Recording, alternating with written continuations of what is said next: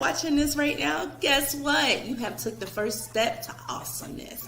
So if you don't mind, please take your time and hit the like and subscribe button. It only takes a few seconds.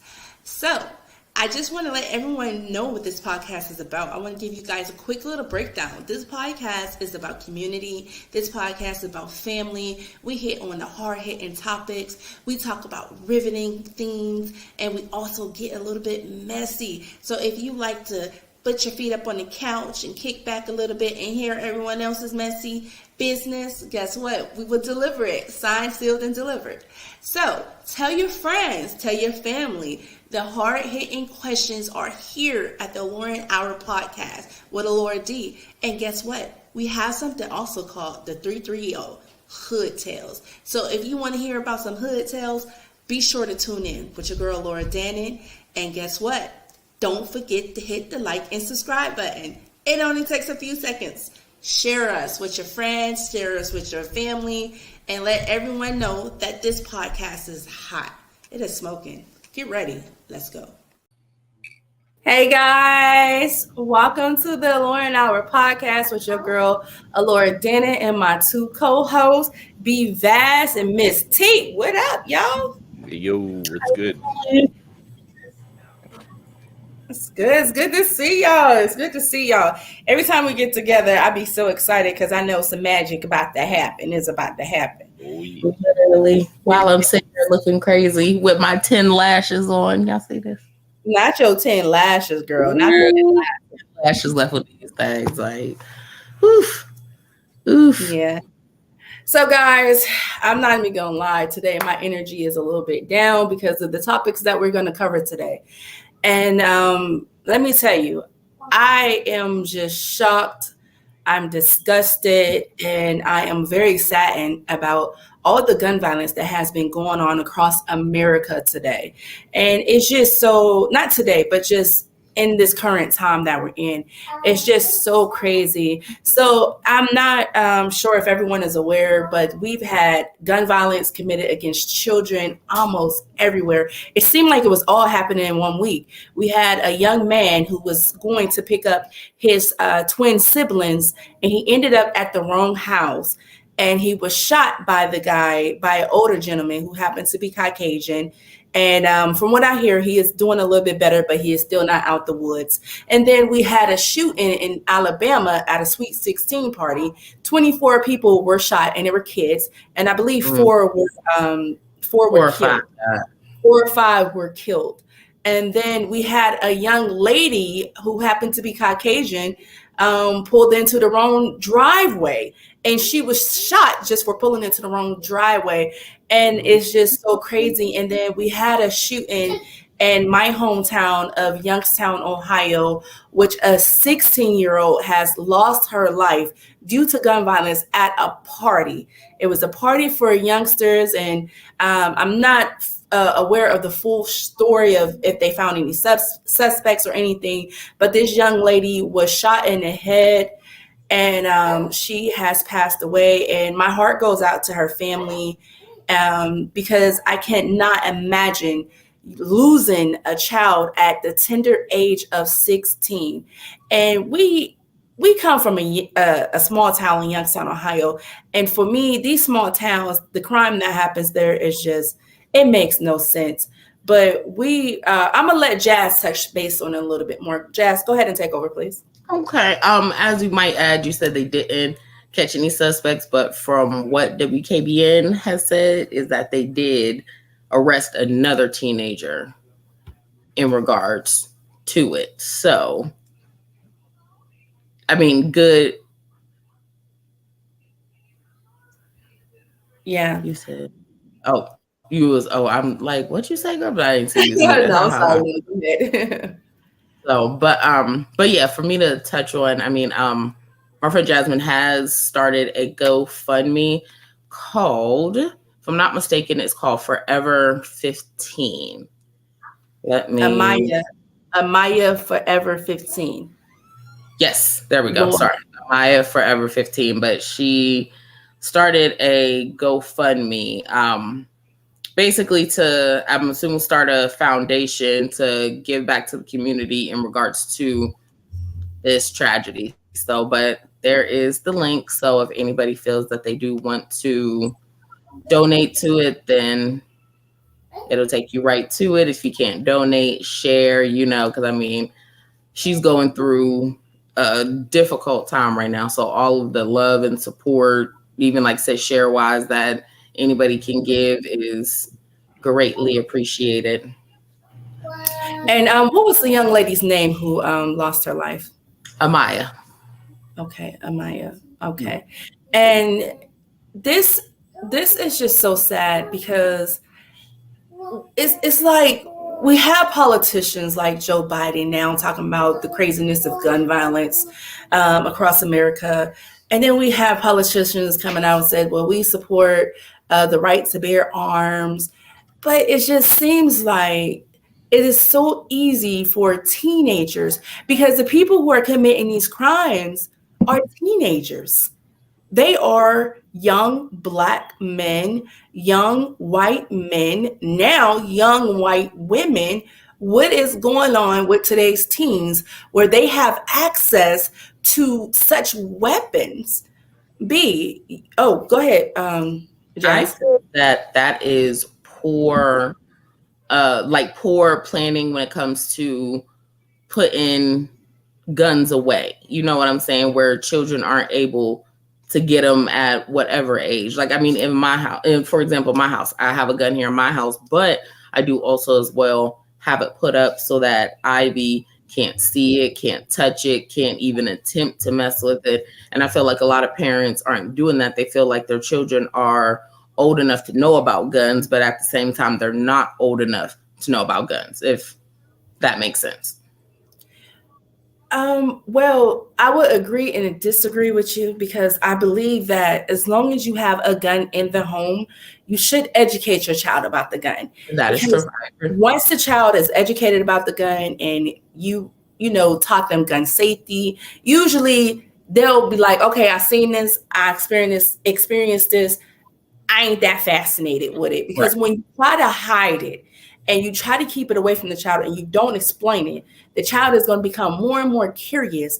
And then that child is going to seek after that weapon. Yeah. And then, I can't put all of this on parents because you know what? You have so many parents who do right by their children. They teach their kids, don't do this, don't do that. And these children still go out here and do these things. So it's not 100% on the parents because you have to realize mom and dad can only do so much.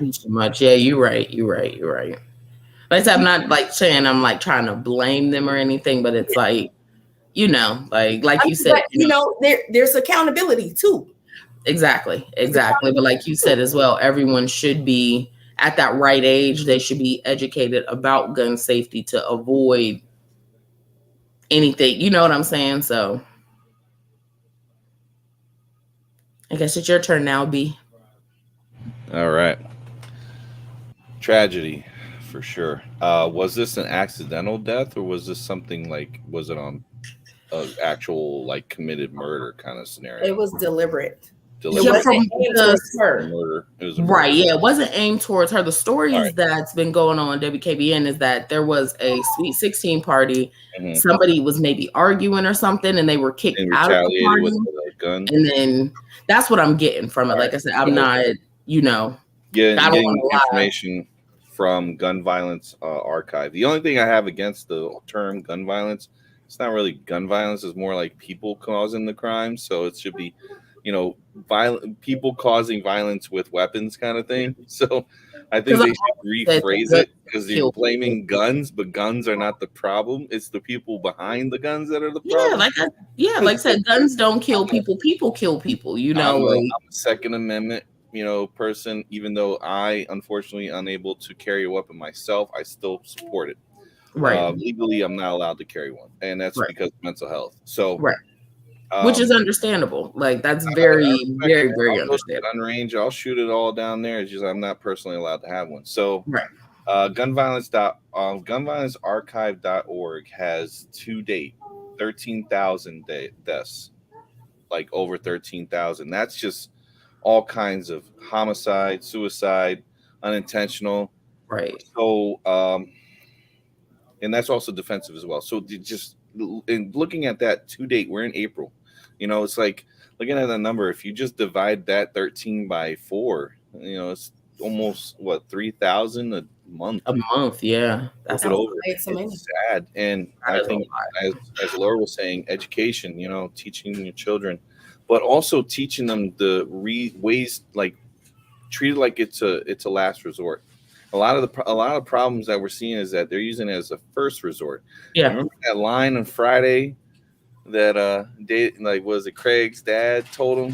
Mm-hmm. Like, why don't you use your fists? Like why are you? Back in the day, it's like we would fight it out, and then after it got too bad, then okay, it would. They got to the point where it was a little bit uncontrollable. You had someone step in to break it up. Exactly. But, it should be some type of mediation. Like if you're not getting along with somebody needs to be there to see like what's the problem. It could be something so silly as like, oh, they looked at me wrong. Wait, you shot a person because they looked at you wrong? Come on, people. Stupid. Like the logic's not there. So it's becoming like it's the thing to do nowadays. It's like, oh yeah, shooting people is cool now, and it's like, what is going on to where the society, the culture is changing to where guns was only used as a deterrent. Now they're actually used as a first resort. I think it's the rappers, because all the rappers talk about is shooting this and shooting that and waving guns and doing all that, and it's like, but you know what? I also want to highlight, because I think his name is Councilman Julius Oliver. He was on a radio show a few days ago. Yes, and I had called into the show because I wanted to voice my opinion. And one thing I didn't get to say on there that I want to say now is, I think the problem with our youth and the reason why they have so much access to guns and so much time on their hands is because we don't have a sense of community anymore. In 2023, we are not empowering communities. We're not building communities. We're not building stronger communities at all. And the reason why is because everyone nowadays is so focused on, let me look out for me, let me look out for mine. It's no longer, you can't look out for your neighbor's daughter and say, hey, you Miss Betsy daughter, right? You better get your behind from over here because I'm about to dial your mother up right now. Because parents nowadays, don't you say nothing to my kids. Mm-hmm. Don't you address my kids. But if you want to save your child's life or another child's life, isn't it important that if an adult correct your child the proper way and say, hey, listen, I know your mom, I know your dad, they would not approve of this. Go home. Yep. Do right. Because children should be able to celebrate Sweet 16s. Without a problem, without an issue. Like, this baby was just simply going to her friends. Her business. Mind her business. And I hear people saying it's the police fault. It's the mayor's fault. It's everyone's fault. How are you blaming them? I'm blaming everyone. I'm blaming everyone. Do you know? The only thing that I said out of the whole situation was having a Sweet 16 at Martha's Tavern was probably maybe not the greatest. Because that's like an adult lounge. But where else? But this is the thing. Where else do they have to go? This is why I am blaming the police, the mayor, the councilman, the representation of Youngstown, because children should have a community center. If the Jewish community has the Jewish community over on the north side, I believe, then there need to be a community center that people can afford to rent, that is in a safe space that these kids could throw parties. The McGuffey Center. What happened to the rec center downtown? It's torn down. The McGuffey Center don't exist no more. What? The one over there is right by my grandma on Jacobs. I thought there was one in downtown too. But you got to think about. We're talking about Jacobs Road. That is, and then so the Y off the right 680. There's a Y right there. But you guys got to understand. Oh yeah, I don't talk about. So this is what I'm trying to raise a point. How many families can afford those things? Well, again, there's not. But the Y I thought was one of those ones where it is community. That's one that's paid by the city for those who are less fortunate, right? Isn't it? Don't they do those things? They don't give. They don't give discounts. Yeah, they don't give discounts for it's that. Not income based. Because when I first thought about getting married, they don't give discounts for that. Wow. And the why that hall is so small. The hall is so small. So this is my thing though. I'm not going to say it is all on the councilman, because the young boys who committed this crime, they made the decision to go out and hurt someone. They made those decisions. But what I am saying is, if we invest more in Youngstown, in the poorer communities, then these children will have access to more stuff. Think about Youngstown, y'all. Think about the south side of Youngstown. Think about the east side of Youngstown. Where do those children have to go? Back in my day, we had something called Can You Hang? You understand? Miss Darlene had that program. I'm forgetting her last name. Miss Darlene did that program out of her home. Okay, she had the children come there, and Pastor Walker supported her. Ebenezer Church on the south side of Youngstown. We had programs like that. We don't have anything like that anymore for the kids. There was numerous summers. Like my grandma knew the lady that owned Watkins Christian Academy, so it's like we used to go there during the summer. Like there was a lady down on it's a street right up. It's Midlothian, and then it's like the street right that first street when you come from Midlothian going towards Ravenwood. She was 2 streets behind me. So I would go to her spot. And bring people around. We read scripture and whatnot, and she would bring you a yardstick if you brought someone new. The yard bubblegum stick. I remember that. So my buddies Mike. I thought you meant like actual yardstick. That's what I'm like. What is she gonna do with that? Like it was the yardstick gum, man. We used to go in there reading the Psalms and whatnot, and it was cool. I'm an atheist but now. I think that's also a thing too. Is that there's stuff for children and all that in the city per se, but it's like. It's not vocalized enough, or parents don't inquire about it enough. Yeah, it's not advertised. It's not. So it's like you wouldn't know. Guys, I'm about to cause some problems. So I hear a lot of parents say that there are programs in the city, but the programs that are in the city are based on who's popular or not.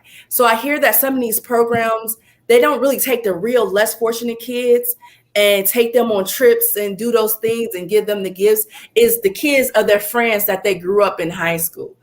I'm hearing that, and y'all know I'm not lying.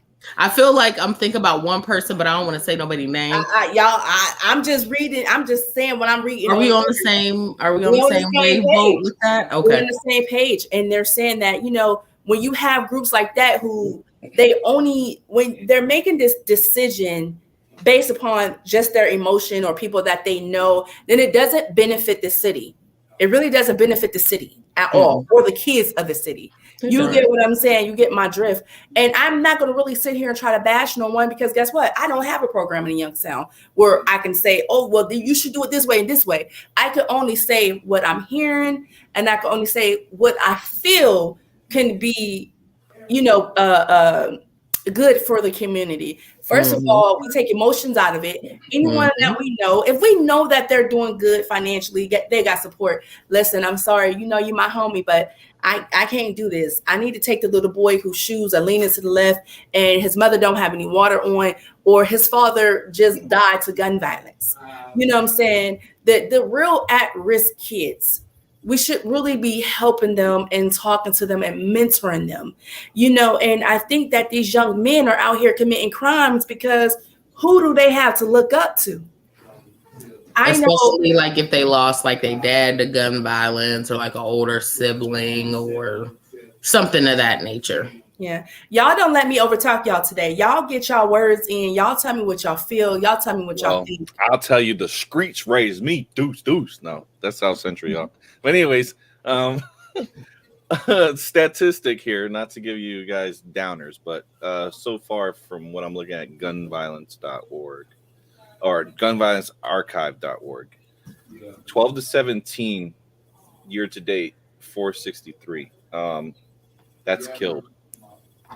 Injured over 1,100. I don't think it's like mentorship and stuff, because guys, I grew up in the same area as you guys, but I was one that was moved around a lot. You know, I grew up in a nice, very suburban area in Florida, got dropped into the hood in Philadelphia. From there, went to the what I thought was the hood in Philadelphia. When I went to Youngstown, Ohio, I thought I was in the suburbs. Every time I tell the story, where was you living at? I used to live in North Philadelphia, North Philly. No, I'm saying in Youngstown. Where was you living at that you? Outside, It was considered. Ravenwood. That's not the suburbs. Back in the day, Ravenwood was. It was. That is not. When I first moved there on our street, 44. Let me say, when I moved on Ravenwood, all our neighbors were white. We had maybe 2 black people on the street. When we moved on Ravenwood, it was all black people. I had Kevin Dundee. I had Richard Okello. Okay, so you were in the same block. Scott, not to name names. In the same block that I was in. Dropping, dude, these were on my block. You were in the same block, because India Burley and her dad or her brother-in-law used to live next door to me, and then you would go down about 3-4 blocks. There was Kevin, and then you would go down a little more, and there was Richard and Candace and them, and then who lived across the street from yes, right from now. Just so y'all know, that was considered a hood, right? Homie, you guys need to come to North Philadelphia. And let me tell you, back then, just remember what it was like back then. Today, Youngstown, I don't like it. I roll up my windows, lock my doors. But back then, that was considered the hood. I swear it was suburbia. It was quiet at night. Next to me. The drug dealer was my neighbor. I was saying, after you moved, we were still living on Redwood. That shit was crazy. There was somebody that got killed next door to me. 2000, I swear, 2001, when I left, that's when everything turned bad. Like, maybe that's why, because we didn't move over there until 2001, man. It was like the late 90s when my mom moved over there. It was good until they started doing the drugs, when the drugs started hitting and Hilltop kind of crumbled, because Hilltop was protecting us. The gang Hilltop over there by Sheridan, they were literally protecting us. They were keeping us safe, because the kids that were there, they never let the kids get messed with. They was always handling their stuff. It was take your behind the school. Hilltop wasn't playing with nobody, for real though. Mm-hmm. The guys who stood there, they were about telling you to go to school and get your education. Hey, what's good? Yo. So Brandon saying, hey, just popping in, show love. Can't stay and watch right now, but I'll check it out later. Keep grinding. Love y'all. Yo, hearts, man. Love you, B. Not to name drop people's, but I mean you just it was a popping block, because like it was so much fun. You know, every 4th of July was dope. I had birthdays. It's like the older people that stayed on the street actually looked out for the kids. Like there was the one lady named Miss Doll that lived across the street from my mom that always used to like make sure we was good. Like my mom went there and shit. So yeah. My neighbor was Miss Bryant. She was a viejita, old lady that lived right next door to me. She had passed away in the early 2000s, but like my sister would go over her house. She would talk to her and like for hours, man. They were just sweetest lady in the world. So I'm trying to keep you guys on task today. I'm sorry, y'all, because this is so important. How do we keep guns out of these children's hands? What do you guys suggest that we do? Because I know we have things like gun buyback, but you don't have young boys going to do that because they don't want to give up their weapons. Mm-mm. How can we get these guns out of the hands of these young kids? I would say for parents, I would say for me, teaching them what's the consequences of these actions that you're going to take, and to give yourself some type of therapy, because a lot of these people are doing impulsive reactions. They're not thinking. So you got to teach them like, hey, there's going to be a problem. You can't just solve it by hurting people. You got to have a conversation. Sometimes it's a silly thing. It's a really silly reason why. Oh, you pushed me. You looked at me wrong. Oh, you roasted me so bad that I cried. So I had my first thoughts to take your life. It's like they need to understand real world consequences, and nobody's really understanding that nowadays. Right. So, but I want to go deeper than that. Forget having conversations. The conversations, I think it's too late for that. because they aren't packing. They aren't walking the streets. They aren't loaded with weapons. What I am saying, how do we start an initiative? See, the thing is, people don't like when their rights are violated. When you walk the streets of New York, the cops have the option to stop and frisk. That is true. Is this something that we, not no more, Brandon, but they did. Oh, they don't do it no more? They don't do it no more. They abolished it. But do away with it.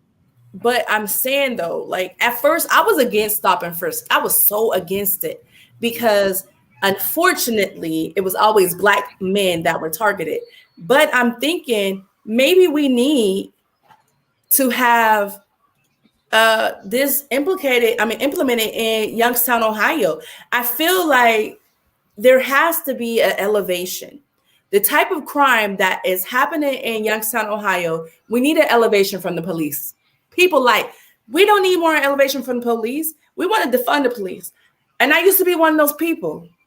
But when I think about it. But I don't think defunding the police is really going to. No, we shouldn't defund the police. No, I'm against that. Yeah, because if you defund them and you really get into a 911 help emergency. I am against it. I am for properly training officers, but people say, but they escalate stuff. So let's keep on training them. And then let's be understanding that these guys' jobs aren't easy. And we need more police presence in Youngstown because Youngstown is so small. The South Side is literally so small.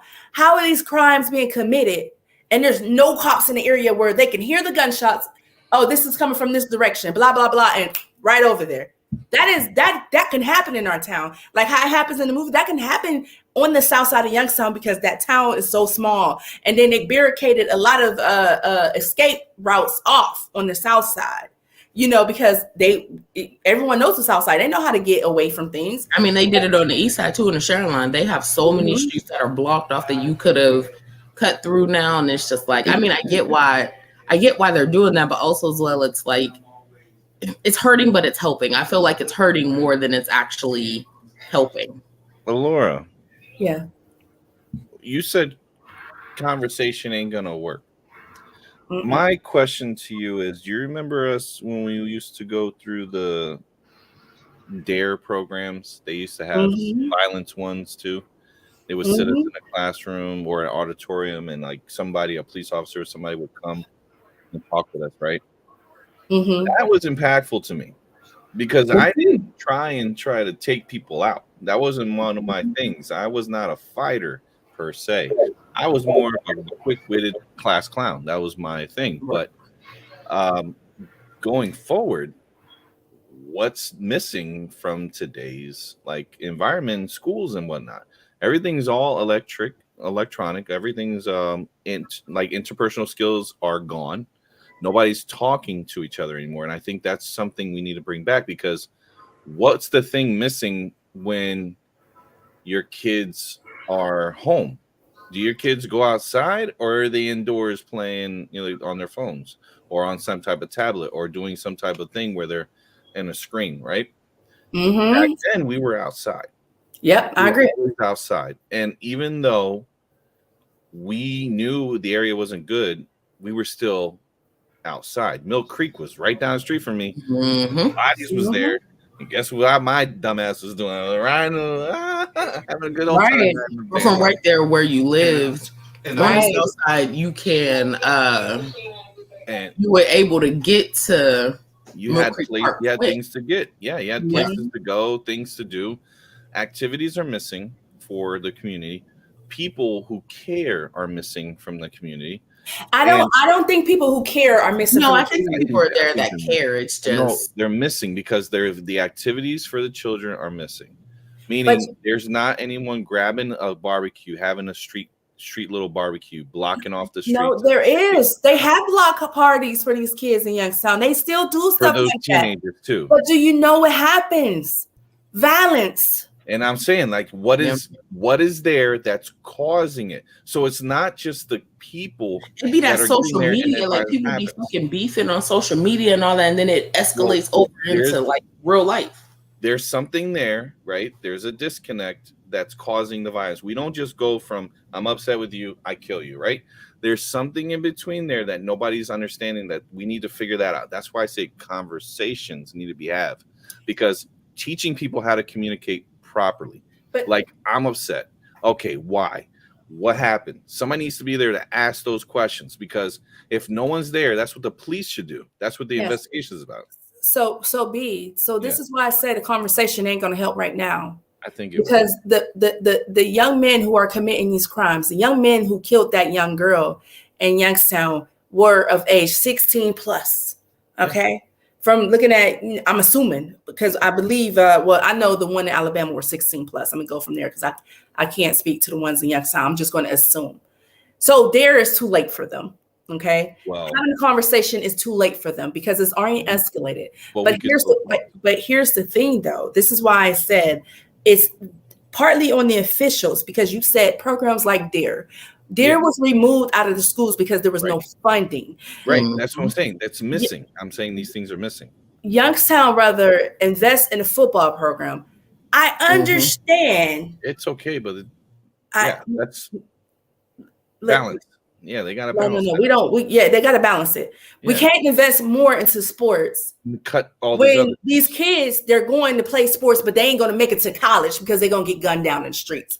What is the point? Or go to jail for gun violence. What is the point of look at the situation with Maurice Clarett, right? Maurice Clarett lost his not really lost, but a lot of things transpired and happened to him because he was riding around with some guns and bulletproof vests. When he got arrested and they tried to take everything away from that man, only people in Youngstown could understand why he rode around like that. And we said, this man should not lose anything because he is now successful. He now has a very bright future. So the rate of him being killed in these streets are high. So let's understand where he comes from and what he was doing. That man wasn't out there looking to cause no problems. That man was riding because he already knew. Because he already knew about what happened with Lil Nipsey Hussle and all of them. No, guys. This way before Nipsey. Well, I'm just saying, happened like the early 2000s. Right? Okay, so Tupac and Biggie, they was riding around in other hoods and they got shot up. It's just that when you're in a certain lifestyle and you have some type of notoriety, it has a target on your back because you have haters. But I don't think he was in that lifestyle like that. He was just no. What I'm saying is, you are aware of the culture. You're aware that if you're successful and you go and try to go to your old neighborhood, you have a target in your back because there's haters. What I want to make sure that people have a conversation about is, where is it in your mind that you feel it's okay to just shoot somebody because you're upset? Where's that part where you're not going like, hey, let's have a talk because this isn't cool. Like, you did something, I don't like it. Why aren't we doing that? That's the conversation that needs to be had. They need to instill some type of way of establishing proper communication. Where the communication is, it's all here. These are the communication now. Take that out. We need people in person to person right now. We don't need any type of devices. We don't need more police if we can have somebody there to stop and say, hey, guys, what you're doing, you think is working, but in the end, it's going to lead to two things: jail or death. Which one do you want? So asking those questions. Here is a way. Here is a possible way to help with crime in Youngstown and other places. I'm going to get back to this because I need to speak on it. First, number one, community. This crime happened against this young girl. Councilman Oliver said no one is speaking up. They're talking about they don't want to be snitches. But yet, when your cousin get gunned down, your sister, your brother, your mother, whoever, you're going to be sitting here crying. You're going to want everyone to feel sorry for you. But when you knew of a crime that happened against someone else, you did not speak up because you could have been the voice that stopped the next crime, because the person who committed this crime is going to commit another one. They have killed before. That is the cycle. You don't just get one body and stop. Right now, you feel like, okay, I'm the man or I'm the girl. So now you're going to elevate it because now you got to show your crew that you tough, but you ain't tough because you killed a 16-year-old girl. You're not tough. You killed a baby whose future was bright. And she couldn't even get there, all because you had no faith in you. You didn't have any humanity in you. You can't have humanity in you if you're going to take a life. You just can't. But I'm going to give you guys a chance to speak. I'm going to say this really quick. Community was the number one. Number two, we have to stop punishing people who have records. If they done their time and they got out, let them get out and be able to make some money so they can provide for their families. If you went to jail and you done went to jail for crack cocaine because you sold crack cocaine, and you come out and you want to get a job and you want to provide for your family, they need a way to be able to do that. But if we deny them, guess what? That cycle is going to repeat, because they're going to be like, the only way I know how to make money is to commit this crime. When you don't have no money in your pocket, you're going to end up beefing with multiple people. You're going to end up robbing people. This is how beef in the streets get started. Mm-hmm. Because someone is trying to get someone for what they got because they ain't got it. Yep. Oh man, I don't see it. Like, it's so weird because I always felt like I was outside of a box, like, for the longest, and just I don't see the connection here with I did military, like, give these guys an option. They want to shoot somebody, you get paid for shooting people in the military. So why don't you just go do that? Like, some people don't like authority, so that ain't gonna work out for them. It didn't bother me none. I mean, I was scared. They gotta listen to the authority in prison. I mean, that's true too. Yeah, and at least this one they pay you to do stuff. Like, you get paid cents on the dollar over there, and you don't get a record. Here's what I do for my children, right? Whenever I have my child, my youngest, I'll use her as an example. She did something that I was not proud of or something that bothered me. I'll give her, like, hey, kiddo, this is the path you're on. Like, is this something you want to keep on doing to keep this going? She'll stop and be like, no. We also have to hold this to the parents, too, because the parents have to be able to talk to their children and say, hey, child, you did something stupid, and this is the path you're going to walk towards if you can continue this behavior. You're going to cause a problem that it's going to be irreversible, and you can't walk back at that. This is the time right now that we're going to give you the opportunity to make a decision for yourself. This is why I've always said. I give them two choices. My child gets two choices. Guess which one is the better one, the one I want them to choose, right? So I give them the one that's the worst choice, the one that makes absolutely no sense to choose. And I say, do you want just jail time for the rest of your life? Or do you want to just go ahead and just do this easy thing here that's going to take just 10 seconds out of your day? I'll do that easy part, Dad, because I don't want to do that other one. I'm like, good. Just keep that going. And I think the parents, again, we should hold the parents accountable, not just the children, but the parents need to stop, put their phones down, stop messing with TikTok. Go talk to their children and say, look, kids, I'm watching your behavior and I see where you're going, and this is going to get you to this area in life. It's not even with the parents being on TikTok. What the problem is that a lot of people. I'm going to tell you why it has to be.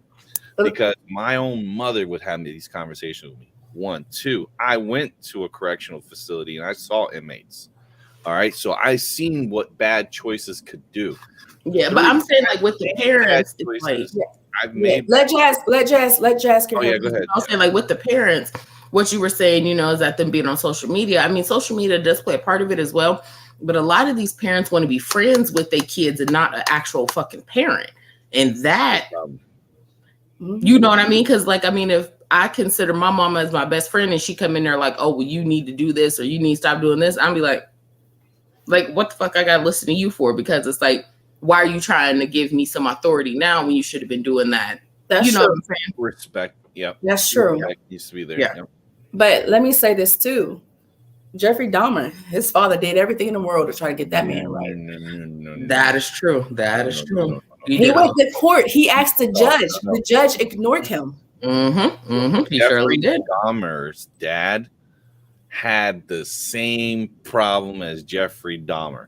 He just wasn't killing people. Jeffrey Dahmer had a thing where he actually had blood from his brain not there because of an accident he had.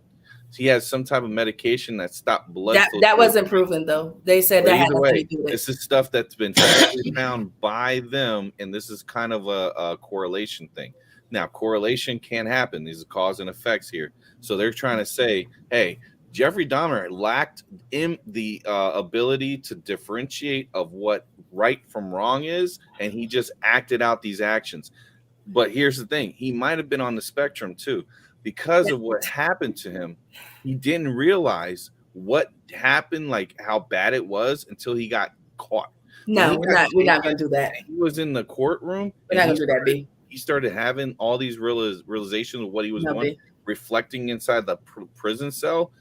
All this stuff he started realizing as he was in there. He didn't realize what the shit he did until he was in the freaking law. B, I'm not going to give you that. And we're not going to say he was on the spectrum. We don't know nothing. We're not. I said he might. No, because there's so many children who are on the spectrum who do not commit crimes. No, so yes, there are people that are on the spectrum that commit crimes. They just don't know any better. People don't report it. There's a whole bunch. How dare you? No, there is no data. There is literally no data to support that. Hold on, let me Google it. Go ahead, Jazz. You'll get the statistics. Me being a mother of a child who is on the spectrum, and me being in the support group. My support group, Black Mom Autism. I forget the group. Jeffrey Dahmer. Google says that Jeffrey Dahmer was diagnosed with ASD, but he had Asperger's syndrome, which is a high-functioning psychopathology. It's also a form of autism. It is, but that's the high-functioning.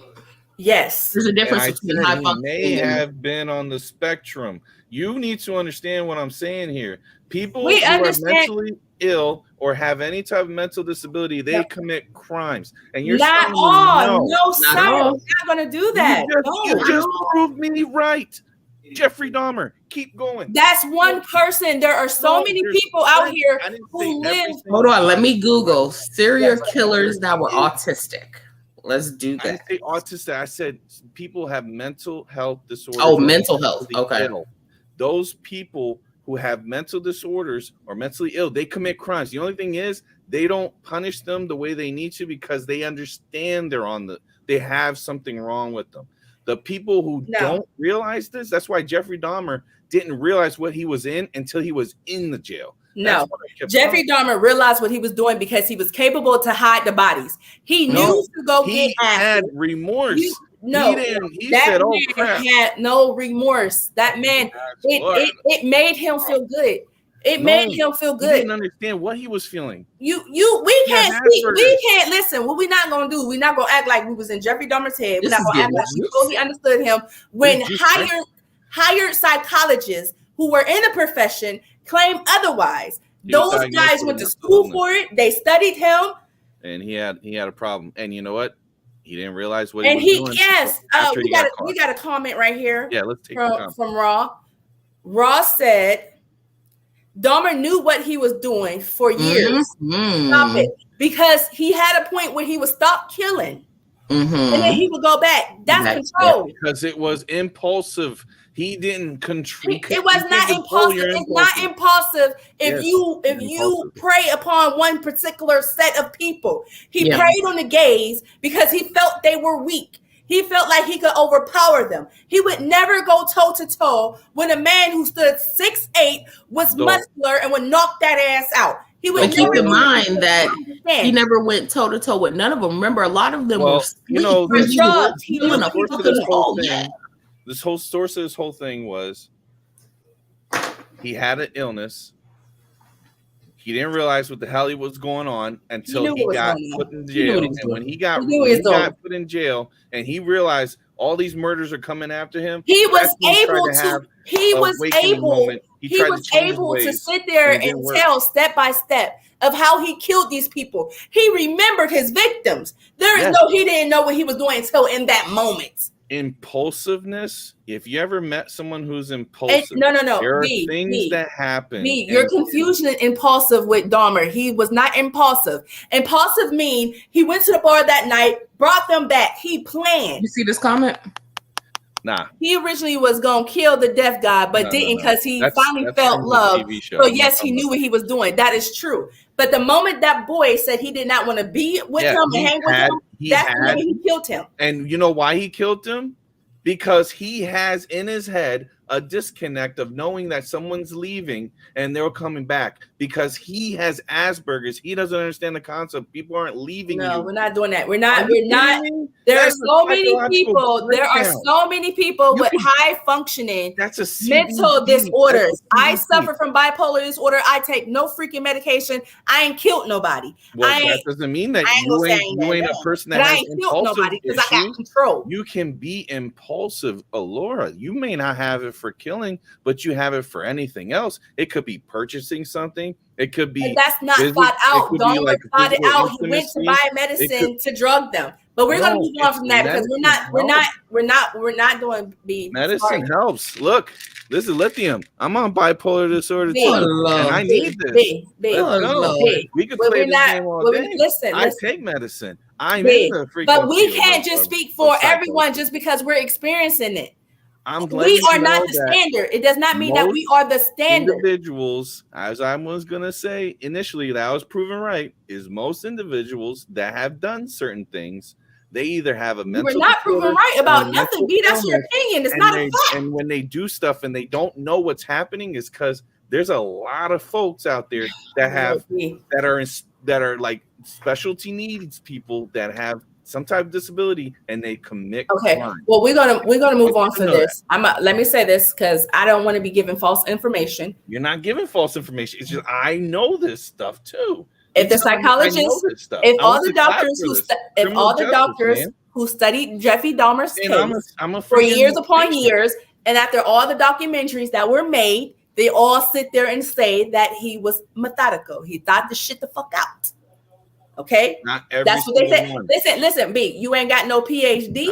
I ain't got no PhD. I ain't no doctor. Black and white, man. No you see this like it's plain as day. Listen, black and white can be an illusion. Black and white can be an illusion. I can look sit on this camera right now and look like my waist could probably be like 22.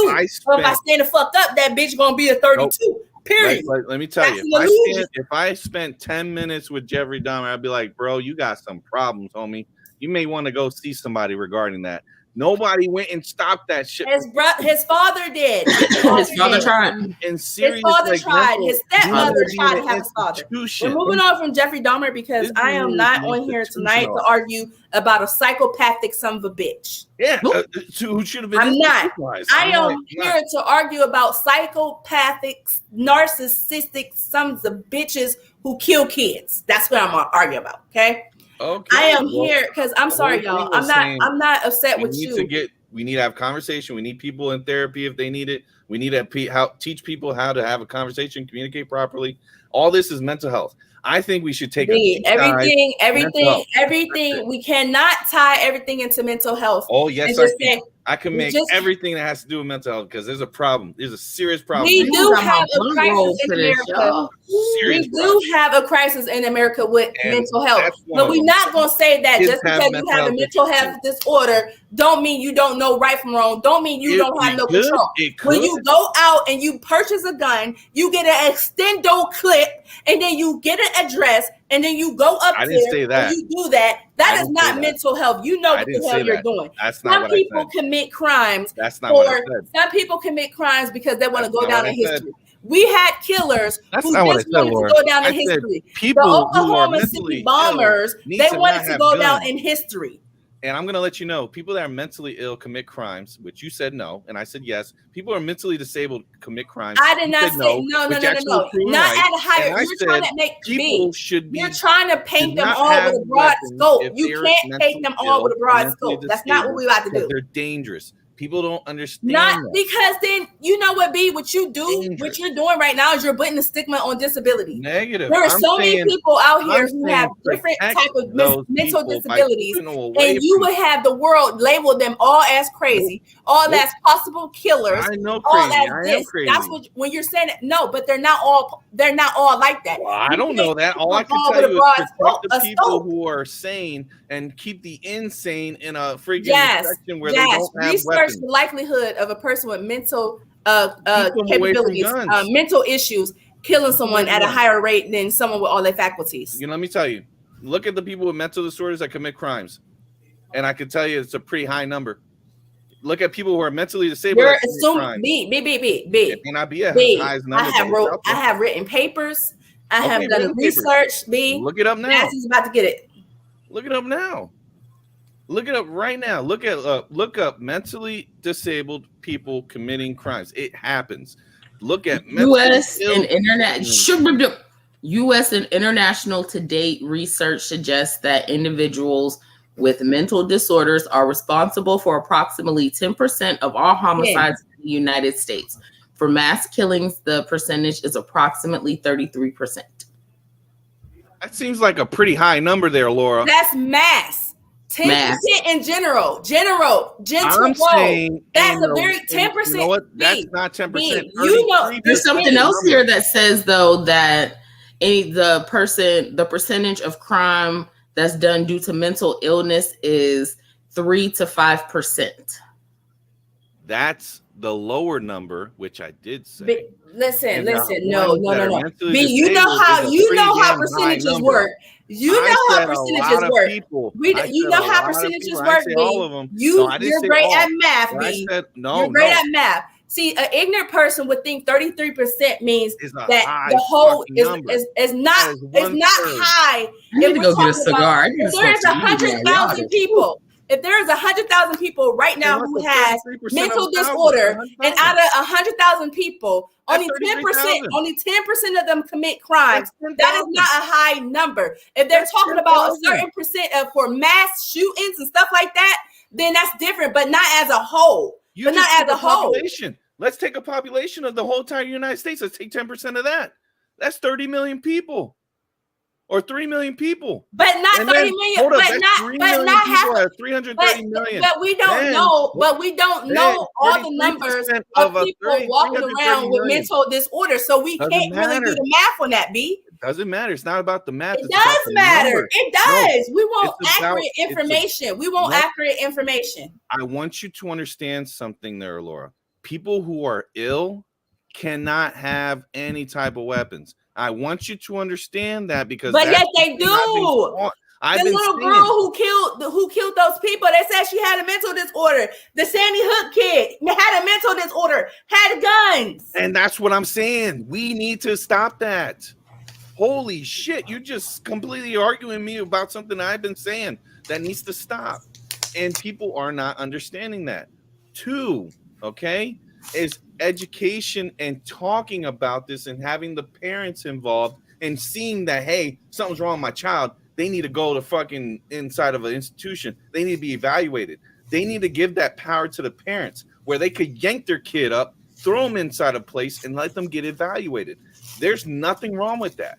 But there's also a high number of misdiagnosed mental disorders. That's fine. It takes years to figure it out. Guess what? It took me freaking 2009 to 2019. But we're sitting here. Let's be. My whole issue is we're not talking about mental disorder. These boys don't have mental disorders. But you don't understand. They may have had something wrong with them, and if they get evaluated, they may have. So we're going to justify. They may have something wrong. No, I don't give a fuck if they do got mental disorders. I hope they freaking do so they can get help where they're at. That's what. No. At this point, you probably knew you needed help, and if you have not got help at this point, bitch, fuck you. Your ass is wrecked. Fine, but get help while you're away. You refuse help and you know you need help, bitch, fuck you. That's why I'm at. I am so mad about this young girl losing her life simply because I grew up with her father and I know what an amazing person he is. And I know what an amazing man he is. This man is hands-on in all of his children's lives. And when I tell you this guy is rooted. I'm talking about the one who's the victim. When I tell you Chino is rooted in religion and all of that stuff. I know this man teaches his children right from wrong. I'm pissed that children who were taught right can't go to a goddamn party without being killed. It's not about the victim right here. It's about the perpetrator. What's wrong with them? No, hell no. Excuse my language. It's about the victim. We need to find. Okay, no. Because if we talk about victims, then we're gonna have victims all day. We need to talk about what's in their fucking perp's head. Why are they doing this? We need to understand that. That's what matters, not the freaking victims that are happening, because we're have victims for the rest of our freaking lives if we focus just on the victims. We need to look at both sides, man. We need to understand why. That's why we doing the podcast with B. But you're trying to downplay and just keep saying it's mental disorder. Every killer in America is not mental disorder. I didn't say it was cool, but I'm saying that we need to take fuck that. I'm not justifying. I don't give a fuck. It is. We need to take a serious. I don't give a fuck. That's where I'm at. I don't give a fuck. I don't give a fuck if they did have a mental disorder. Bitch, you ain't have no mental disorder. You got a motherfucking gun. You loaded it. You went to a fucking party where there's fucking kids at, and you shot and killed a fucking 16-year-old. And I'm not saying don't throw the book at them. I don't give a fuck what mental disorder they had. Nah. I'm pissed. I'm sorry. No, Laura, you're not understanding. You're getting upset. Yeah, damn upset. You have to remove your emotions right here. What I'm saying, the substance of what I'm saying is these individuals that are causing the crimes, why? Secondly, if there is some type of problem with them and they don't understand that there's a problem with them, there has to be something that goes in between to stop that. Meaning, I was telling you, the communities need to jump in. They need to give education and training. That's true. Give people the ability to get these resources easily. I'm saying what you've been saying, but I'm saying both sides need to have this support, not just one. No. See, this is where I'm at. I get you with that. But you know what we need to? That's all I've been saying. You know what we need to? We need for the Juvenile Justice fucking Center in Youngstown to do their fucking job. Amen. These kids get to commit the crimes that they commit. They get a fucking slap on the fucking wrist. And then they're back in the streets committing worse crimes. And rehabilitate these individuals before they become a problem, but they have to evaluate them first. They have to say, what's wrong with you, kid? What's in your head? And if they go, oh, I'm numb to all this shit because, I watch all this stuff and then I saw people get killed. But hold up. I would have been like, you need PTSD training right now. We need to go ahead and get you some therapy for PTSD. Brandon, right here. Brandon, do you know how many families who have been offered shit like that and they just don't believe in counseling? They just don't believe that the shit will help. If you have people reaching out to help you and support you and you don't take the help and you go out there and you commit a crime, I'm supposed to feel sorry for you? Fault. Nope. I'm supposed to say you're the victim? Look, throw the book at them. I care about those that want the help. But Sean Don Brown said, honestly, it's an issue. The issue is a parent problem. I agree. I don't think it's just a parent problem. I don't. Me being a parent, it's all around, man. It's an all around problem. These kids today, back in the 90s, I would say maybe it was a parent problem because of the crack pandemic. And you didn't have parents at home. That was done by the government. You couldn't even stop that. You didn't have parents at home. But today, these kids, their fucking inspiration is niggas like King Von.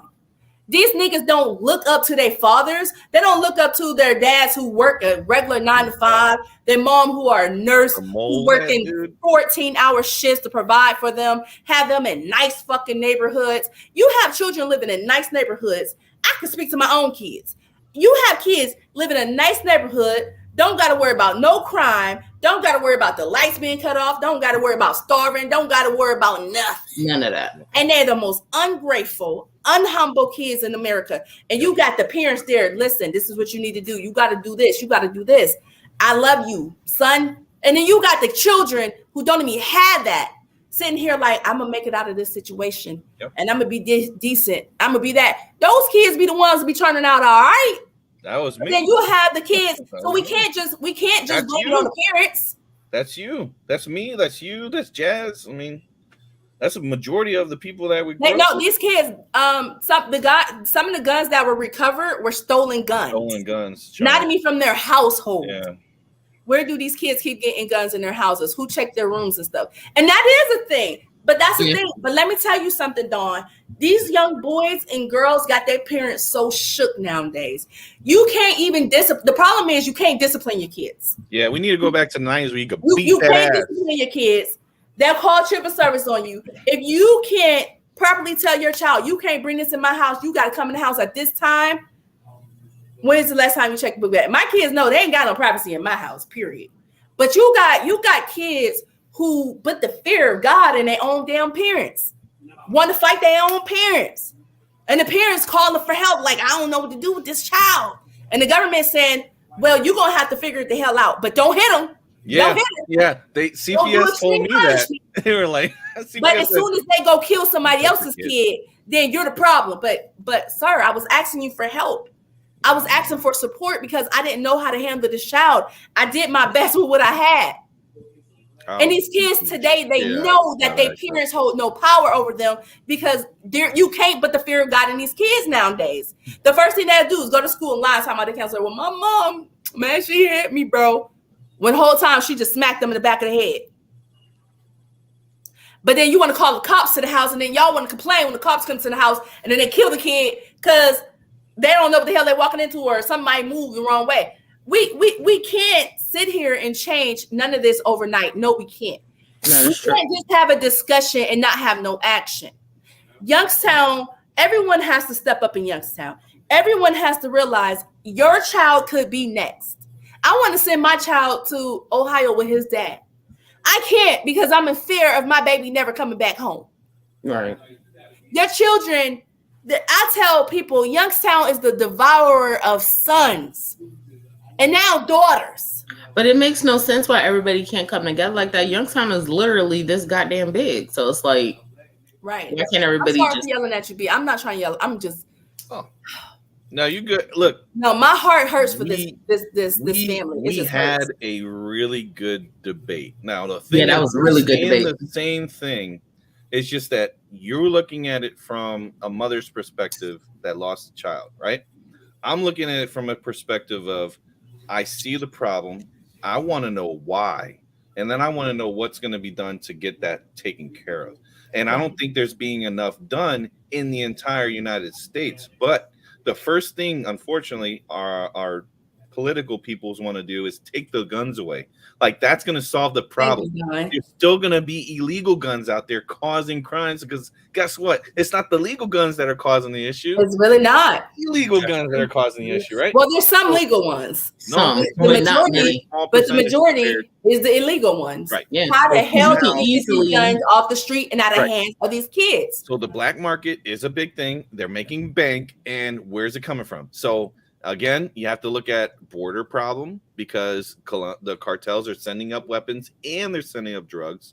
So, they got to take care of that. You got the problem with the police, which a lot of the Democrat cities are saying defund the police. But now, if you notice, it's all changed now. They want to refund the police because they notice that it's getting out of hand.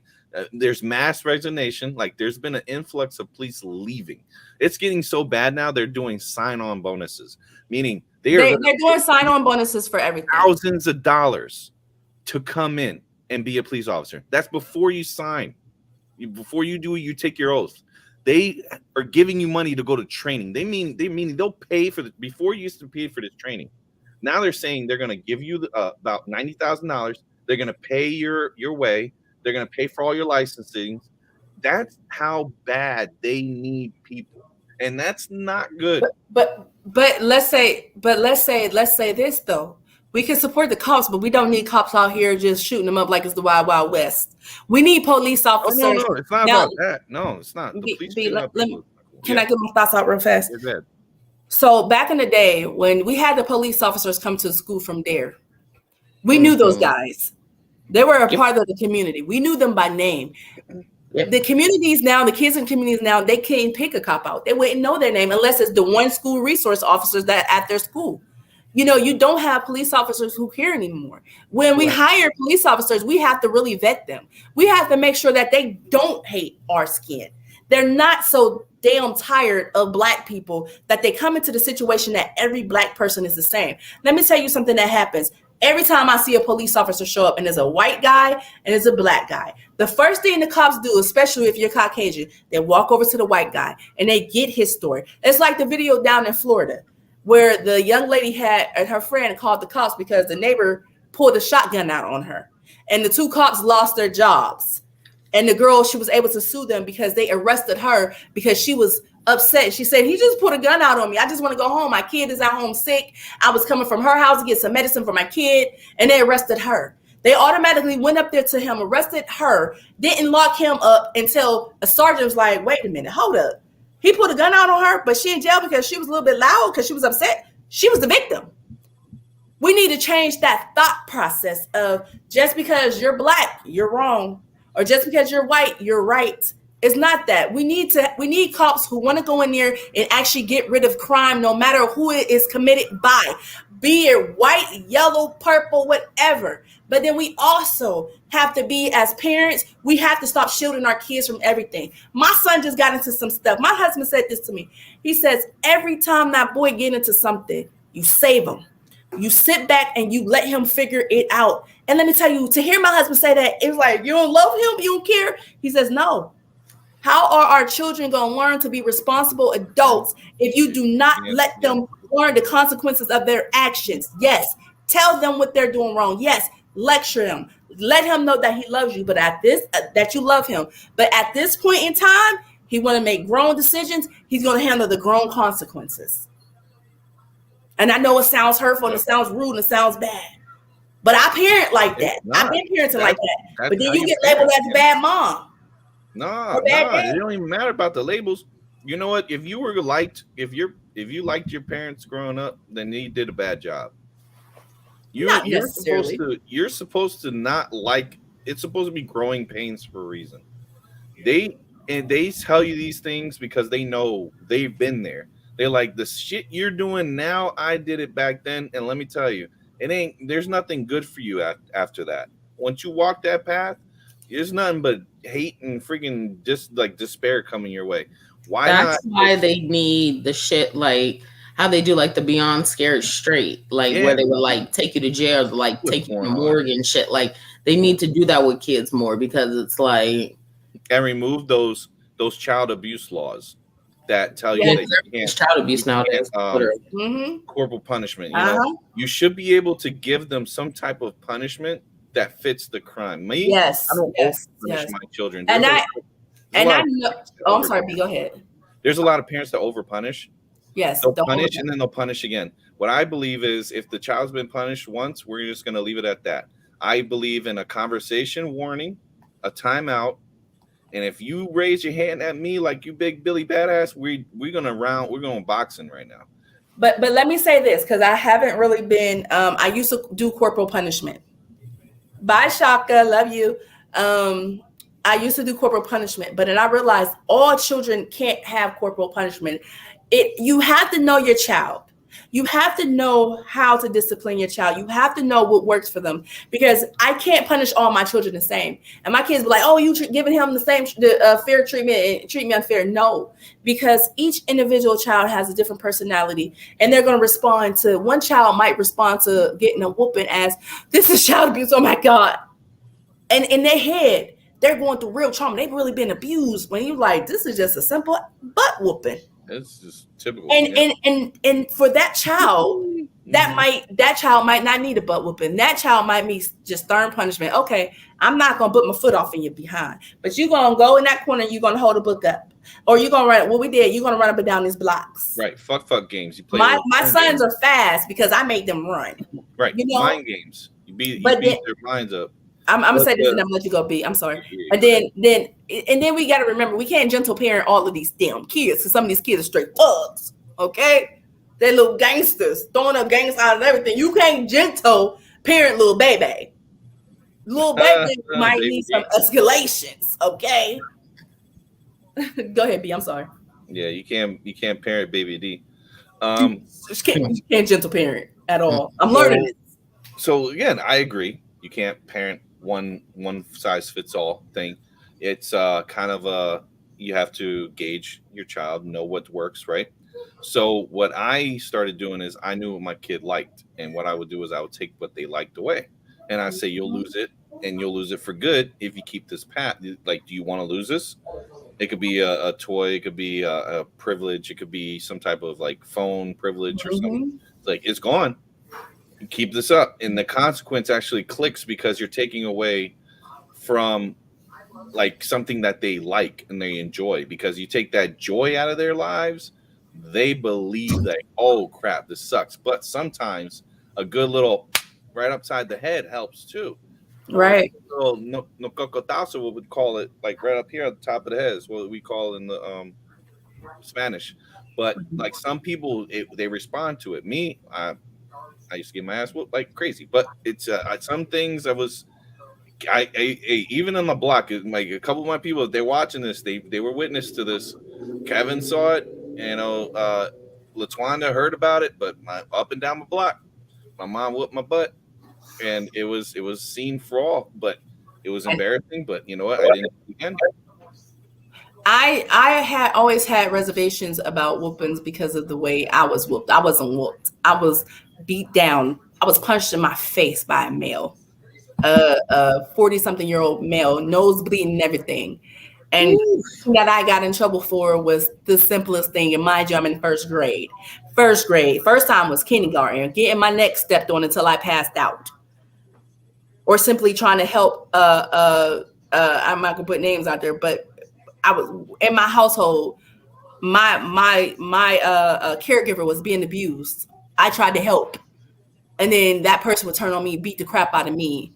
Whoa. And so that's why I tried gentle parenting. I did start whooping my kids. And then my son came to me. He says, Mom, I feel traumatized about the way you whoop me. I feel like this is abuse. And at first I didn't hear him. And I was like, okay, maybe he's right. Maybe I shouldn't hit him, you know? So I start thinking, you know, me and my husband, he told me, he says, Mom, I don't like how Dad hit me. I feel like that was abuse. I felt like he was trying to hurt me. And I had to hear him, because sometimes when you're a parent and you're disciplining your child, you're disciplining them in that anger. And that's what I learned. I can't discipline my child when I'm super pissed at them, because then you're not paying attention how you're handling them. You're not paying attention to how you're hitting them. And in your eyes, you just might be giving them a whooping, but it might be lightweight abuse. So you have to watch. And that's why I am on the fence about corporal punishment and which child can receive corporal punishment, because not all children are fit to get their butts whooped. You know, sometimes you have to talk some things through with these kids. And sometimes as parents, we don't want to admit that maybe talking is the best option instead of just beating their behind. Someone said it to me. How can we beat someone to do right? That is just a cycle of abuse. And even though it don't seem like it's abuse, when you're just inflicting pain for someone to do right, that's no different than slavery. They use whips to to beat the slaves to do right, to listen to them. And that's why I start just like, okay, I don't want to hit my kids, because when someone brought it to me like that, I was like, damn, that's right. But then it's those times where you're like, I should smack him silly. I hit my kid harder when she tried to say her name was Kunta Kinte. Bull. Brady, that's not funny, bro. But you laughed. Fucked up. But you is like, yeah, you giggled. Shit, a lot of people. No, that wasn't a giggle. That was, I can't believe you just said that. So, boy, you better learn black people tone. In your face. There's like, I know he didn't, and then there's that shit funny. No, you giggled. Anyways, so hey, like I was saying, I agree. Like certain ones wouldn't be like hitting face palm. So when I would take care of my discipline with my youngest, right, at the end of the punishment, I would come back and I would ask them, hey, do you know why you got punished? Or do you know why I did this? And she's sitting there like crying, no.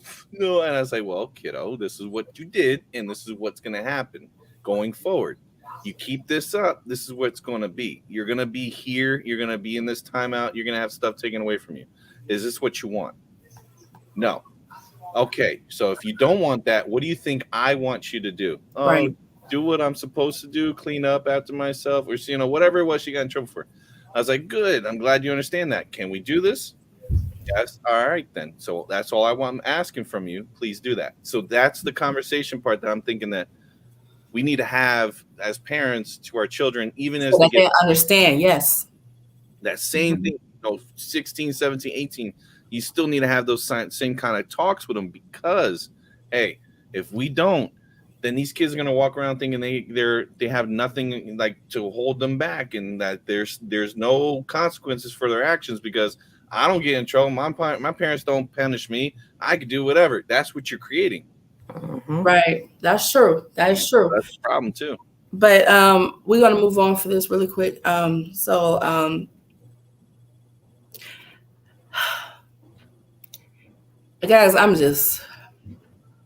I'm telling you, all of this has me scared to send my sons out. Like, I don't be letting my kids don't understand why I don't want them at parties. I don't want them certain places. Like, I remember I went to go take my sons to a house party, and I took my time. Let me tell you, I dragged my feet on purpose, and it was late. By the time I got there, some stuff had already popped off, and they were shutting down the party. I said, God, won't you do it? Won't you do it? And I had to think about it. If I'd have dropped my children off when I was supposed to, could they been in there in the midst of that? And that, listen, the house was like a 3-bedroom house. The whole street was packed off. These kids be packed into these parties like sardines, you know? And they don't think about exit plans. I tell my children, when you enter anywhere, because their father, this is what he taught me, you look for an exit. You look for all the exits. You need to know that if something pops off, you have to have a way to fucking paranoid, dude. It's funny. Every time I used to go to a house party, it's like wherever I would go in, I would stand by a window and I would never, ever move. So it's like, just in case, if some child could just and leave myself out of there. Like, I only had one instance where I had to, but other than that, you know. Yeah. There's a front, back, and a garage. So right. So real quick, because we're almost at we're past an hour. So real quick, I want to take 15 minutes on this. If we probably can do it under 15 minutes. TikTok. So we all know that the government is trying to call for a ban for TikTok in this country. So I'm not sure if a lot of people know, but the creator of TikTok has an app in China, I believe China, wherever it originated from. And the children there do not have access to the stuff that our children here have access to. The stuff that our children have watched here on TikTok and access, the scientists over in China said that is harmful to the children over there. So children of a certain age can't access TikTok, and they can't be on TikTok for a certain amount of hours. And the content is educational. But the government wanted to know, why does TikTok give us the version that's going to corrupt our children? So here's my thought, right? I do TikTok all the time. Everyone knows I'm a TikToker. But at the same time, I do not believe that TikTok should be in the hands of our children. Why? I never thought TikTok was for children anyway.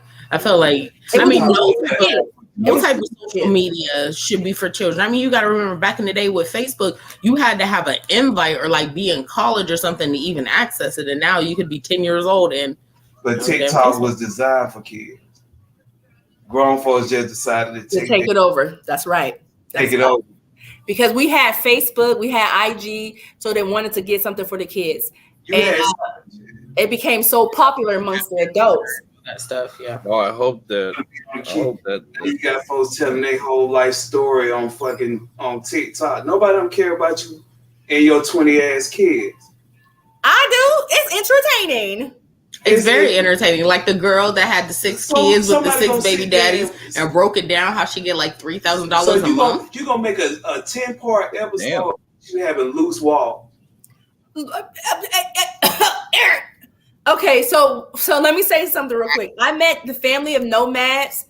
They're very popular on TikTok, over 1 million and something followers. I met the dad here on Easter Day in Charlotte at the Food Line on South Tryon.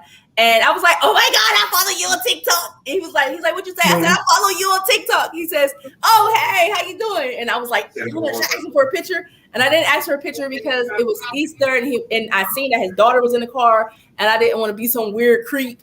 But yeah, shout out to Family Nomads, because I ain't gonna lie, I always wanted to be like them, get an RV and travel the world. But let me, because I'm gonna stay on topic really quick. So guys, I feel like we should have a ban on TikTok in the US. And let me tell you guys why. Because China, I don't know if you guys ever seen Chinese products.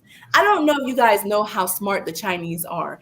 I've seen the agents. They are so smart. Their technology is ahead of ours, okay? They are there. They have their children in class. Their children are able to take naps in class.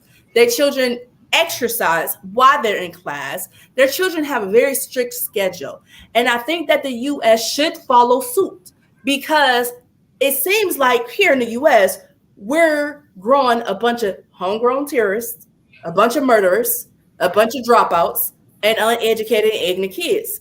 And Whitney said back in the day, I believe the children are, fuck that. They ain't the future right now. because they can't survive. They can't survive because the children are killing each other.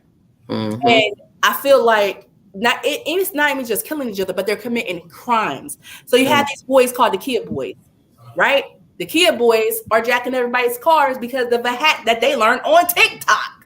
You got kids in the hospital dying because of a challenge that they learned on TikTok. Hey, I just TikTok educational that died from a challenge on TikTok to see how much fucking Benadryl he could take. He like overdosed on it. Yeah, Tide Pods, man, that Tide Pod challenge. Them teaching them kids good stuff. I think you know what it's teaching. You know what it's teaching? No, it's the good stuff. It's teaching the world Darwinism, survival of the fittest. Meaning, if you dumb enough to do that stuff, then you don't belong in the world. No, we're not gonna see at that point because children are young. They're impressive and impressionable. Impressionable. I'm just saying Darwinism, man. Yeah, I agree with it. I think they should because you got to think about it nowadays. Everything is social media related anyway. Everything for kids, like you don't see kids outside playing no more. Big problem. So I was on that TikTok bandwagon for a while. Been on there for about a good year and a half, 2 years. It came out saying that the information, your own personal data, is being stolen as well. Yeah, it is. Not just like what they're sharing, as you said. China, they're showing you like educational videos, showing you math, how to solve complex math problems, reading some type of financial literacy, how to be progressive stuff there to keep kids educated and keep them informed on what's going on in their culture. When it comes out here, the algorithm has changed because idiot videos are what people are curtailed to in the U.S. and out in the Western civilization. So, unfortunately, that's the culture we have allowed us to have. And what's not stopping it is the fact that the parents are involved in it, our government's involved in it. Every single person that's actually in TikTok watching it, scrolling right now, is liking all the videos that have those challenges that are having those like we're doing those pranks, like those things are being the norm now. And I think that's something banning it would be good, but then it's just going to move over to something else like YouTube. No, so this is the thing though. Won't we why don't the US I know the answer to this. The US government is so bought and paid for by rich white folks, okay, that they don't want to upset their friends. They say oligarchs.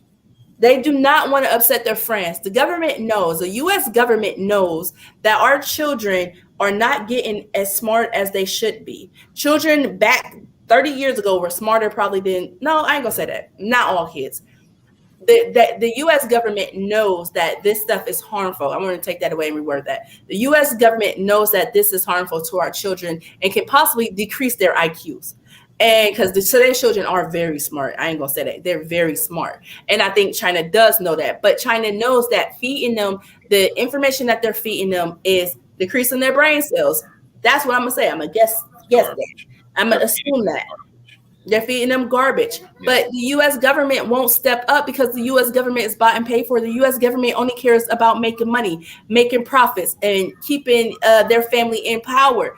If the U.S. government cared about our future, then we could be sustainable if we actually went into the inner cities and we put money into the schools, and that can help deter crime. Because guess what? We're going to be teaching the kids who don't have access to learning about IT or other things like medical coding or other things, just trades, just regular trades. They got these kids brainwashed to think that they need a 4-year degree to go out and be successful. Then they got student loans. They stuck. They can't buy a house. They can't be prosperous because the government don't want to teach them. You don't need that 4-year degree.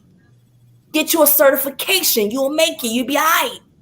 They don't want to teach our kids about technology. But if you teach the inner city kids and you teach the kids that's out of the inner cities about IT, then guess what? We will have some of the top programmers. We have some of the top cybersecurity analysts, and we won't have to worry about people like Russia trying to hack us because we would have the top grade right here, right now. If we would stop with the racism and we would stop with letting money just control everything and worry about the U.S. If we put the U.S. first and the people in the U.S. first, then we can actually make it somewhere. Fuck old rich fucking Uncle Alistair. Fuck that dude. Oh, can I change one thing in your whole argument there? Just one little part. Go ahead. So you said U.S. government's bought by rich white folk. Can we just change that to oligarch? Because that's more oligarchs are rich people, very wealthy folks. Second part is special. I don't know. No, I don't want to change that. Part are lobbyists. I don't know. B. Those are all things that are involved. I'm not going to change that, B, because then you have to be direct. It's not about because there's not a lot of rich other races that are there are not a lot of rich black folks. There are not a lot of rich there are not a lot of rich Mexican or Latin descent folks who had the power that buy the U.S. government. The telecommunications billionaire. What about him? The one who owns the that's one person. It's not a lot of them. Person has special interest in the government. One person, one billionaire versus 100 white billionaires. It's not just their race. We can't just see. How do we get away from the race?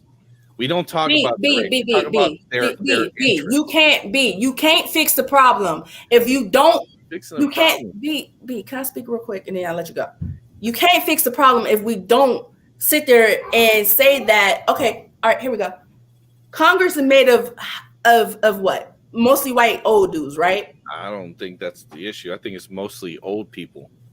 I don't think it's about their race. I think it's listen. It is about their race because we have old ass. What about Maxine Waters? We have old ass non-progressive old lady. Old ass non-progressive. What about Maxine Waters? I think Maxine Waters is not white. How many Maxine Waters are in government right now? How many of them do we have? I don't know. I just know that we have a lot of old people in Congress that need to get out. No, B. All I can tell you. B. How many old Maxine Waters do we have in Congress? Well, I don't know that number. All I could tell you. I can tell you one. We only got one Maxine Waters, and we only got one person who is powerful. Is her who voices so much. Senate is mostly ran by Caucasian old white ass men. Those men aren't progressive, and they don't just hate us. They hate their younger counterparts too. They don't like the young white folks. Do you know why they don't like the young white folks? Because the young white folks now, they won't change. The young white folks want equality. The young white folks want America to be what it can be. I have to bring race into it because the older. Do you hear how the older white people talk to the young white people? They call them misguided. They call them dumb. They say that they cater to the black man, to the black. Okay, I'm just saying. The younger generation, they don't want. You said equality. No, they want equity. So, Laura, you work really hard for your credit, right? And you get your home and do your business, right? Yeah. So let's say that people like Millie, Bob, and Joe move in right next to you, like what you have, but for equity standpoint, you have to share everything that you worked hard for. Is that fair? No. Then that's the generation that's thinking that. That's the generation now. No. That's not what they're thinking, B. They're saying they're tired of these people. Equity. Listen. If we get nepotism out of the White House, because when you see the White House, what's the name? Something Gretz.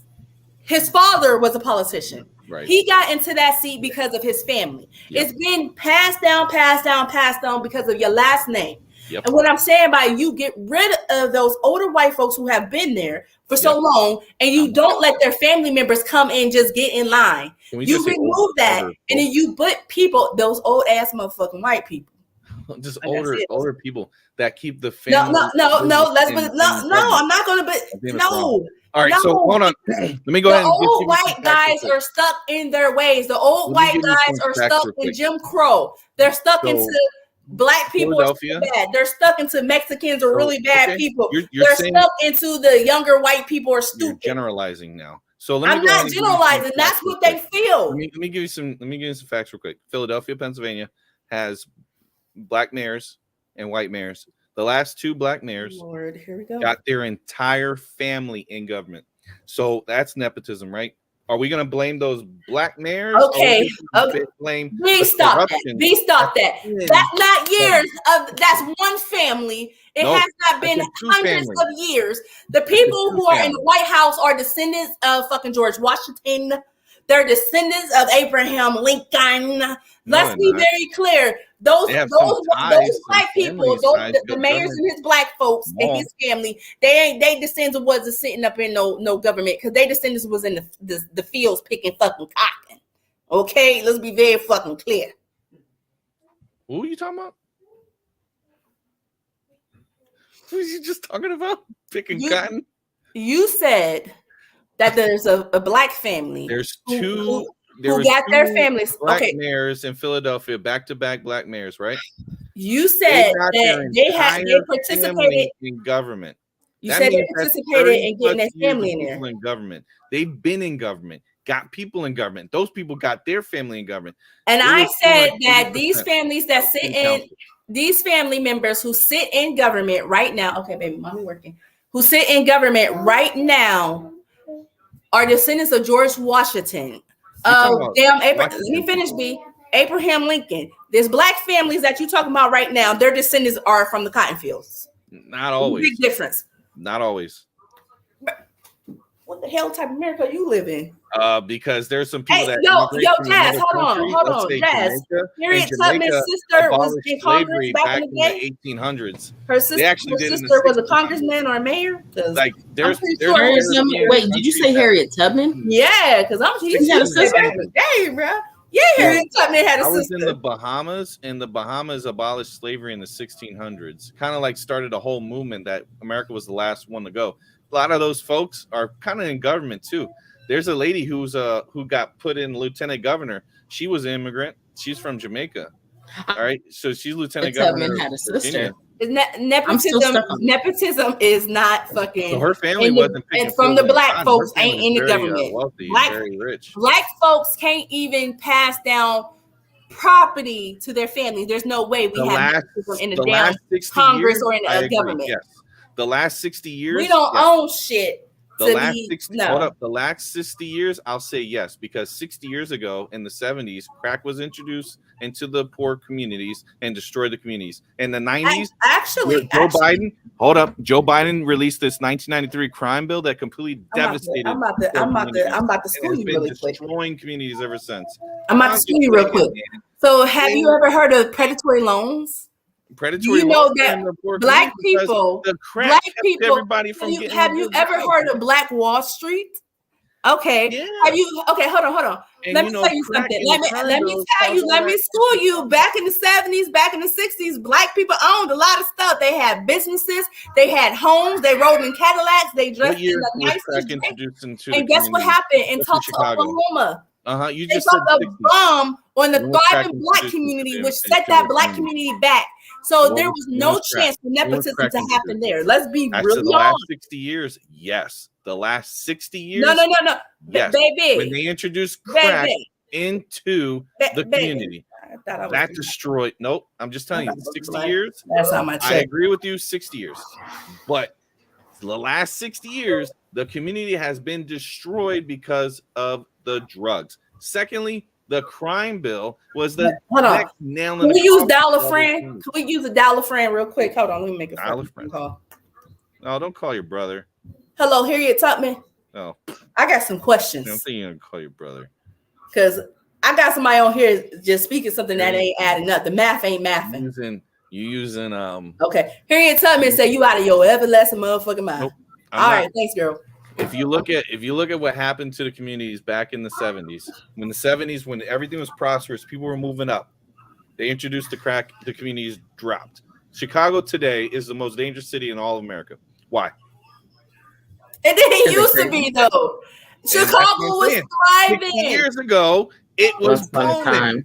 It was thriving, but you trying to say that black people participated in nepotism? No, we didn't. No, I didn't say that. You just said there was a black family. No. The last like that. Okay, we ain't gonna get. I said 60 years ago, bro. Not no 60 fucking years ago, bro.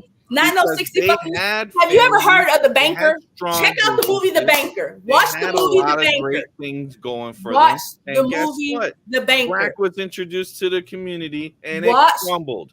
I thought crack wasn't introduced in the community to the 80s, or am I wrong? 70s. Oh, okay. 70s. It was in the 70s. The 70s, it was marijuana. 70s. Look at it up. Chicago, Illinois. Hold please. Okay, researcher, go ahead. Do your research. Let's see. When was crack? You said it to Chicago? In Chicago. Okay. The 70s. Because that's when the Crips was in Chicago. The moms ran Chicago in the 70s. Building because they had a booming business going on. Hold on.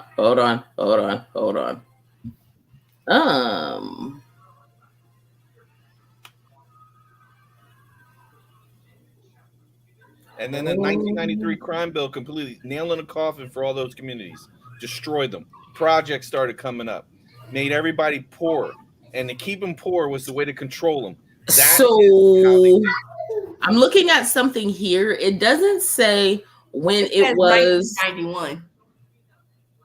That's not the year I have, but it doesn't say when it was introduced to Chicago, but it does say crack was almost an unknown drug until 1985.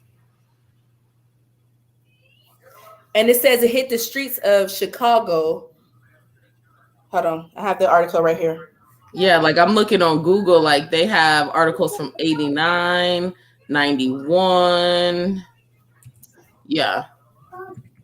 Yes, it says the 1980s in Chicago.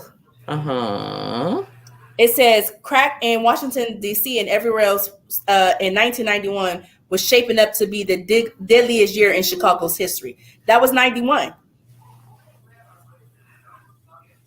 And in 1974, it was not in the black community. It was in the white community with Al Capone. And it says 970 residents were killed. And this is the mob. This had nothing to do with it was government involved. Oh, you can't play with the mob. The mob definitely gonna take it. And the mob worked with the government.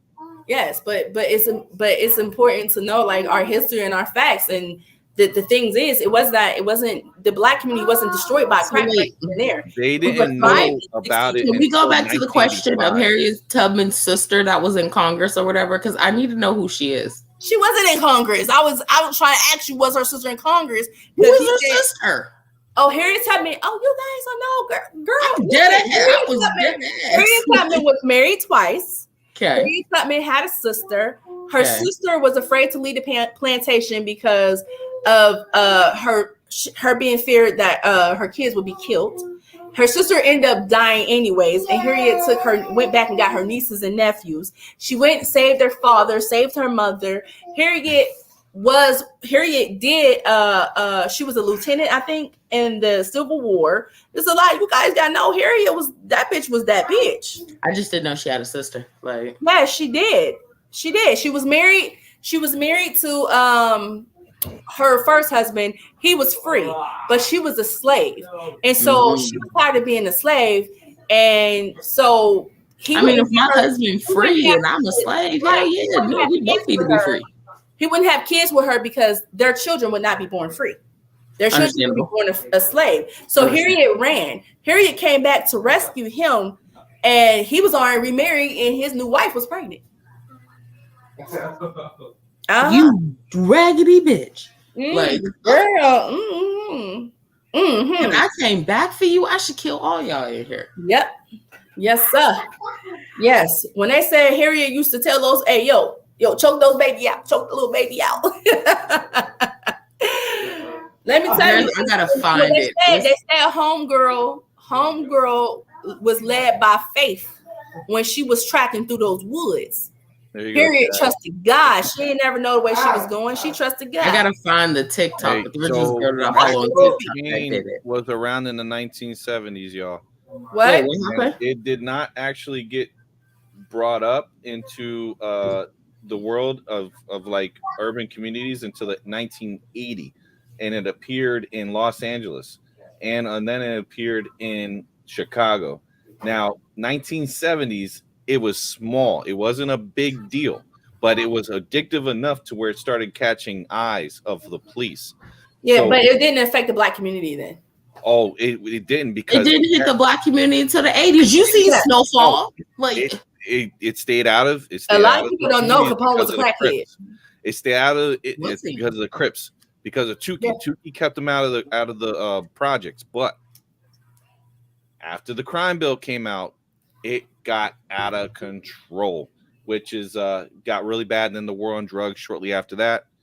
So there's a big problem here with these communities, keeping them poor, keeping them broke, keeping them on drugs. And that's because Capone had died. They lost their biggest component, which was the gangsters, the mobsters. Yeah. So the police and the government could not make money anymore. Right. So they had to get it reintroduced into the community. Who was the biggest community back then? Yeah. And struggling. Yeah. Well, they weren't really struggling. They were thriving. No, they were in the factories. The factories started getting closed down. They were thriving. So the government released it into the Black community because the ones they weren't getting money from the gangsters in the 60s and the 50s. But again, who made those decisions, Jazz? The old ass white man who sat in Congress. And they're still sitting there today. Al Capone was Italian. Come on now. That's still white. What do you mean? That is what the fuck? No, it's not. There are Italian, French people. Polish, English, Welsh, Dutch. Nigga, that's white. That's white, bro. There are Black British folks. There are Black Scottish people. There are Black Irish folk. No, they happen to live in Britain. They happen to live in Britain. They were born there, so they're British. They do. You have listen. I've been to Europe. You have Asians who are born here. Don't mean they're white or Black. That just mean they're Americans. Okay, so all right, I'll tell y'all something. You gonna make all my lashes fall out. You are on BS today. No Black folk, okay, none, all right, was Croatia. No lie. The Black folks were either on tourists or the people in my own classroom. Okay, I counted. So B, I made a valid point. You tried to tear it down, but you can't. Mm-mm. When in 1974, when Capone was about to be dying from herpes or syphilis, whatever he died from, he was being bought and paid for by a lot of the white men and their family members who sit on the U.S. Senate and Congress today. Like I said, those old motherfuckers. No, he funded them. He was not being paid for. He was the mobster. He was able to go to Panama and actually establish the drug ring from the Panama Canal. He was paid to commit certain crimes. Al Capone died in the 40s. Al Capone wasn't in the 40s. He ain't died in the 40s. He was in the state penitentiary over in Pennsylvania. He was on, what was it? What was that? What was it called that he was on? What's that jail? Is this the same guy? Is this the one? Yeah, that's him. He died in 1947. You sure? I'm looking right at it. He was Al Capone was actually housed in Eastern State Penitentiary over here in Philadelphia. He definitely died in 1947 though. Mm-hmm. Maybe it wasn't Al Capone. Maybe it was one of his descendants. No, it says Al Capone. Yeah. Oh no, I misread that. That's my fault. Hold on, guys. I'm sorry. You mean Noriega? The rapper? It says with the eruption of the same kind of turf wars and market, the arrival of crack in Washington and everywhere else in 1991 was shaping into the deadliest year in Chicago history, surpassing the rate during the bloody years of Al Capone era and even the record year of 1974. Wait, no. It says Al Capone was alive in 1974. So these articles are, let me see. So somebody's lying here. Do you mean Noriega and Pablo Escobar? Those guys? Because they helped with the drug ring too. They helped with cocaine. They helped with No, Al Capone for sure died of syphilis in 1947. Mm-hmm. Yeah, he died in Miami. Unless the article is trying to say that it was worse than his era in there might have been another gangster or mobster that was worse in 1974 in Chicago. Let me Google it. Oh no, in 1990. Okay. Chicago was the last to repeal its ugly law in 1974. So that's what they mean. I guess there was. Wait, hold on, y'all. I just was trying to Google this. It said a Chicago law once banned ugly people from being in public. An 1881 law in Chicago made it illegal for ugly people to be in public in an attempt to eradicate street begging. Nice. The law stated that no one who had a disease, maimed, or mutilated in any way deformed would be allowed in public places. Damn, I'm trying to see what this 1974 violence was.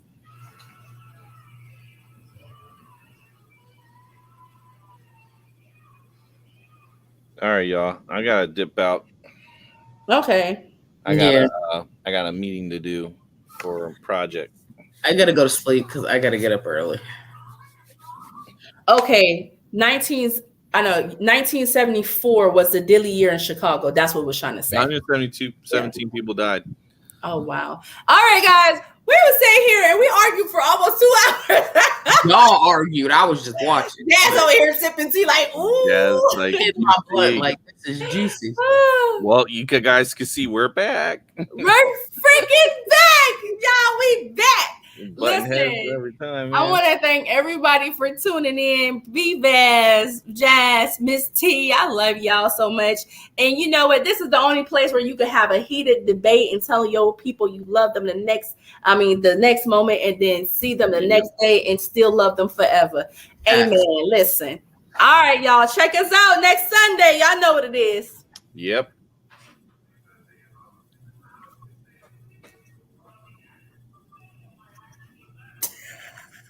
See, y'all know we I back. missed that outro, man. I missed that. We wait for the outro. What's up? Don't forget to like, share, and subscribe, y'all. Production fired. Boom.